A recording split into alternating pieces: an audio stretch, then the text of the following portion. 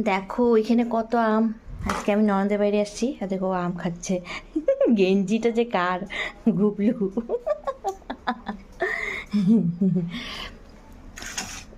এইখান থেকে নিচ্ছিস না আম? আমিও একটা আম খাবো দেখো। চলো আমি একটা আম খাই। এখন আমের সিজন, যদি মানে পেট ভরে যদি আম না খাই, মন ভরে যদি আম না খাই তাহলে হয় না। ছেলেকে একটা কেটে দিলাম, খাচ্ছি।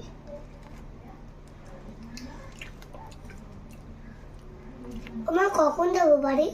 যাবো। কখন? কখন? কি মিষ্টি।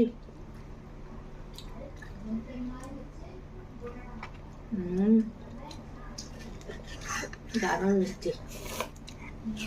ভিডিওটা ভালো লাগলে অবশ্যই লাইক, শেয়ার, কমেন্ট, সাবস্ক্রাইব।